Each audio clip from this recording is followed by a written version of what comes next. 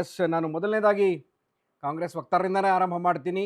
ರಾಜಣ್ಣ ಅವರು ಒಂದು ಮಾತು ಹೇಳಿದ್ರು, ಕಾಂಗ್ರೆಸ್ ಪಕ್ಷಕ್ಕೆ ಸಿದ್ದರಾಮಯ್ಯನವರು ಅನಿವಾರ್ಯ ಅಂತ. ಇದು ಪ್ರಸ್ತುತನಾ? ಯಾಕೆಂದರೆ ಸಿದ್ದರಾಮಯ್ಯನವರು ಇಲ್ಲದೇ ಕಾಂಗ್ರೆಸ್ ಇಲ್ವಾ ಅಂತ?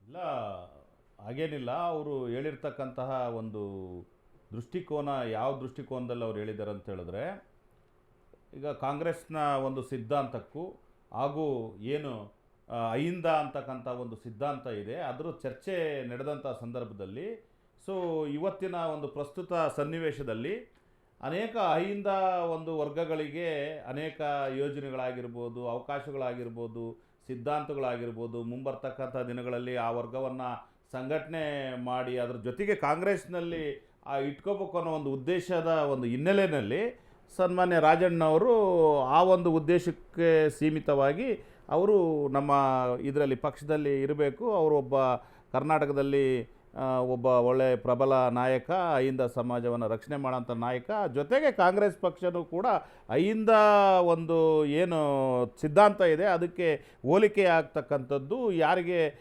ಸಾಮಾಜಿಕ ನ್ಯಾಯದಲ್ಲಿ ನಂಬಿಕೆ ಇರ್ತಕ್ಕಂಥ ಪಕ್ಷ ಆಗಿರೋದ್ರಿಂದ ಆ ಉದ್ದೇಶದಿಂದ ರಾಜಣ್ಣನವರು ವ್ಯಾಖ್ಯಾನ ಮಾಡಿದ್ದಾರೆ ಹೊರತು ಅದು ಬಿಟ್ಟು ಆ ಒಂದು ಅರ್ಹತೆ ಬೇರೆ ಯಾರಿಗೂ ಇಲ್ಲ. ಒಂದು ನಿಮಿಷ ಸರ್, ಅವರು ಯಾರು ಸಿದ್ದರಾಮಯ್ಯರು ಬಿಟ್ಟು ಬೇರೆಯವ್ರು ಯಾರು ಇಲ್ಲ ಅಂತ ಹೇಳಿಲ್ಲ, ಅವರು ಬೇಕು ಅಂತ ಹೇಳಿದ್ದಾರೆ ಅಷ್ಟೇ. ಆದರೆ ಇವತ್ತು ಕಾಂಗ್ರೆಸ್ ಪಕ್ಷ ಯಾರ ಒಬ್ಬ ವ್ಯಕ್ತಿ ಇರ್ತಕ್ಕಂಥ ಪಕ್ಷ ಅಲ್ಲ. ತಮ್ಮ ಒಂದು ಟೈಟಲನ್ನು ನೋಡಿದೆ, ಅದ್ರ ಬಗ್ಗೆ ಕೂಡ ಒಂದು ತಾವು ಪರ್ಮಿಷನ್ ಕೊಟ್ಟರೆ ಒಂದು ಎರಡು ಮಾತು ಪಟ್ಟದ ಬಗ್ಗೆ ನಾನು ಹೇಳ್ತೀನಿ. ಏನಂತ ಹೇಳಿದ್ರೆ, ಇವತ್ತು ನೋಡಿ, ಪಟ್ಟ ಅಂತಕ್ಕಂಥದ್ದು ಏನು, ಪಟ್ಟಕ್ಕಾಗಿ ಫೈಟ್ ಅಂತ ಇದೆ ನೋಡಿ. ನಾವು ಇವತ್ತು ಇರ್ತಕ್ಕಂಥದ್ದು ಹಿಂದೆ ಏನು ಅನಾಗರಿಕ ಸಮಾಜ ಇತ್ತು, ಯಾವಾಗ ಥಾಮಸ್ ಆಫ್ ಜಾನ್ ಲಾಕ್ ರೋಜು ಹೇಳಿದಂಥ ಅನಾಗರಿಕ ಸಮಾಜದಲ್ಲಿ ನಾವಿಲ್ಲ. ಇವತ್ತು ಅದಾದ ನಂತರನೂ ಕೂಡ ರಾಜರ ಆಡಳಿತ ಏನು ಬಂತು, ಆವಾಗ ಪಟ್ಟಾಭಿಷೇಕ, ಪಟ್ಟಕ್ಕಾಗಿ ಹೋರಾಟ, ಪಟ್ಟಕ್ಕಾಗಿ ಹೊಡೆದಾಟ ಅಂತ ಬಿಫೋರ್ ಯಾವಾಗ ನಾವು ಆಳ್ವಿಕೆಗೆ ಸಾಮಾಜಿಕ ಸಿದ್ಧಾಂತದಲ್ಲಿ ನಂಬಿಕೆ ಇಟ್ಟು ಒಪ್ಪಂದವನ್ನು ಮಾಡಿಕೊಂಡ ನಂತರ ಪ್ರಜಾಪ್ರಭುತ್ವದ ವ್ಯವಸ್ಥೆಗೆ ಇವತ್ತು ಬಂದಿದ್ದೇವೆ. ನಾಗರಿಕ ಸಮಾಜದಲ್ಲಿ ನಾವಿದ್ದೇವೆ. ಇವತ್ತು ಈ ನಾಗರಿಕ ಸಮಾಜದಲ್ಲಿ ಯಾವತ್ತೂ ಕೂಡ ಪಟ್ಟಕ್ಕಾಗಿ ಫೈಟ್ ಇಲ್ಲ. ಅದೇನಿದ್ರು ಅನಾಗರಿಕ ಸಮಾಜದಲ್ಲಿ ನಡೆದಿರ್ತಕ್ಕಂಥ ಪಕ್ಷದಲ್ಲಿ ನಡೀತಾ ಇದೆಯಲ್ಲ, ಸಮಾಜದಲ್ಲಿ ನಡೀತಾ ಇಲ್ಲ. ಅಲ್ಲಿಗೆ ಬಂದೆ. ಆ ಒಂದು ಹಿನ್ನೆಲೆಯಲ್ಲಿ ಇಲ್ಲಿ ನಡೀತಕ್ಕಂಥದ್ದು ಇವತ್ತು ಇದು ಪಟ್ಟ ಅಥವಾ ಸ್ವಂತ ಆಸ್ತಿ ಅಧಿಕಾರ ಅಲ್ಲ, ಅದು ಬಹಳ ಒಂದು ಜವಾಬ್ದಾರಿಯುತವಾದ ಸ್ಥಾನಮಾನ. ಈ ಒಂದು ಏನು ನಾನು ಭಾವಿಸ್ತೀನಿ ಏನಂತೇಳಿ, ಇವತ್ತು ಅನೇಕ ಪಟ್ಟಗಳಿದ್ದಾವೆ. ಗ್ರಾಮ ಪಂಚಾಯಿತಿ ಅಧ್ಯಕ್ಷನಿಂದ ಹಿಡಿದು ಸದಸ್ಯನಿಂದ ಹಿಡಿದು ನೀನು ರಾಷ್ಟ್ರಪತಿವರೆಗೂ ಇರ್ತಕ್ಕಂಥ ಪಟ್ಟಗಳು, ಅನೇಕ ಪಟ್ಟಗಳು, ಅವನ್ನೆಲ್ಲ ಹೆಸರಿಸ್ಲಿಕ್ಕೆ ಹೋಗಲ್ಲ ನಾನು. ಆದರೆ ಇವತ್ತು ನಮ್ಮ ಪಕ್ಷದ ಒಂದು ಸಿದ್ಧಾಂತ ಏನಿದೆ ಅಂತ ಹೇಳಿದ್ರೆ, ಮುಖ್ಯಮಂತ್ರಿ ಪಟ್ಟ, ಮಂತ್ರಿ ಪಟ್ಟ, ಇವು ಯಾವಕ್ಕೂ ಕೂಡ ನಾವು ಅರ್ಜಿ ಆಗ್ತಕ್ಕಂಥದ್ದಲ್ಲ.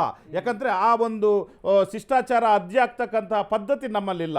ನಮ್ಮಲ್ಲಿರ್ತಕ್ಕಂಥ ಪದ್ಧತಿ ಏನಂದ್ರೆ, ಅವರ ನಾಯಕತ್ವವನ್ನು, ಅವರ ಒಂದು ಏನು ಅವರ ಕೆಪಾಸಿಟಿಯನ್ನ, ಅವ್ರ ಜೊತೆಗೆ ಅವ್ರಿಗೆ ನಂಬಿರ್ತಕ್ಕಂಥ ಸಿದ್ಧಾಂತವನ್ನು, ಅವ್ರ ಬಗ್ಗೆ ಜನಾಭಿಪ್ರಾಯ ಹೇಗಿದೆ, ಅವರಿಂದ ಈ ಒಂದು ರಾಜ್ಯಕ್ಕೆ ಏನೆಲ್ಲ ಕೊಡುಗೆಯನ್ನು ಕೊಡಬಹುದು, ಯಾವ ಸಮುದಾಯಗಳಿಗೆ ಅವಕಾಶ ಸಿಕ್ಕಿಲ್ಲ, ಯಾವ ಪ್ರಾದೇಶಿಕತೆಗೆ ಅವಕಾಶ ಸಿಕ್ಕಿಲ್ಲ, ಇವೆಲ್ಲವನ್ನು ಗಮನ ಕೊಟ್ಟು ನಾವು ಜವಾಬ್ದಾರಿ ಕೊಡ್ತೇವೆ. ಆದರೆ ಪಟ್ಟಾಭಿಷೇಕ ಮಾಡಲ್ಲ. ಕಾಂಗ್ರೆಸ್ನ ಒಂದು ಪದ್ಧತಿ, ಕಾಂಗ್ರೆಸ್ನ ಒಂದು ಸಂಸ್ಕೃತಿ ಅದಲ್ಲ. ಈಗ ಅಧಿಕಾರಕ್ಕೋಸ್ಕರ ಅಟ್ಲೀಸ್ಟ್ ಸ್ಪರ್ಧೆನಾದ್ರೂ ನಡೀತಾ ಇದೆಯಾ ನಿಮ್ಮಲ್ಲಿ? ಸ್ಪರ್ಧೆ ನಡೀತಾ ಇದೆ. ನಾನು ಬಹಳ ಸ್ಪಷ್ಟವಾಗಿ ಚರ್ಚೆಯಲ್ಲಿ ಹೇಳಿದ್ದೇನೆ. ಅಲ್ಲ, ಸ್ಪರ್ಧೆ ಇಲ್ಲಿ ನಾನು ಹೇಳಿದೆ, ನಾವು ಯಾವುದೇ ಆಕಾಂಕ್ಷಿ ಸಿಸ್ಟಮ್ ನಮ್ಮ ಪಕ್ಷದ ಸಂವಿಧಾನದಲ್ಲಿ ಇಲ್ಲ. ಯಾಕೆ ಹೇಳ್ತಾರೆ ಡಾಕ್ಟರ್ ಜಿ ಪರಮೇಶ್ವರ್ ನನಗೂ ಆಸೆ ಇದೆ ಅಂತ ಹೇಳ್ತಾರೆ? ಸರ್, ಡಾಕ್ಟರ್ ಜಿ ಪರಮೇಶ್ವರ್ ಅವ್ರಿಗೂ ಕೂಡ ಖಂಡಿತವಾಗೂ ಯೋಗ್ಯತೆ ಇದೆ, ಅರ್ಹತೆ ಇದೆ. ಆಮೇಲೆ ಸನ್ಮಾನ್ಯ ಡಿ.ಕೆ. ಶಿವಕುಮಾರ್ ಅವ್ರಿಗೂ ಕೂಡ ಯೋಗ್ಯತೆ ಇದೆ, ಸತೀಶ್ ಜಾರಕಿಹೊಳಿ ಅವ್ರಿಗೂ ಇದೆ. ಅಷ್ಟೇ ಯಾಕೆ ನೋಡ್ರಿ, ಇಡೀ ರಾಜ್ಯದ ಸಾಮಾನ್ಯ ಏನು ಶಾಸಕರೆಲ್ಲ ಆಯ್ಕೆ ಆಗಿದ್ದಾರೆ ಅವ್ರಿಗೂ ಇದೆ. ವಿಶೇಷ ಅನುಭವ ಹೊಂದಿ ವಿಶೇಷ ಸಂದರ್ಭಗಳಲ್ಲಿ ನೇರವಾಗಿ ಕೂಡ ಮುಖ್ಯಮಂತ್ರಿನ ಆಯ್ಕೆ ಮಾಡಬಹುದು. ಆ ಅವಕಾಶನೂ ಕೂಡ ಪ್ರಜಾಪ್ರಭುತ್ವ ಮುಂದಿನ ದಿನದಲ್ಲಿ ಬರುತ್ತೇನೋ ಅಂತ.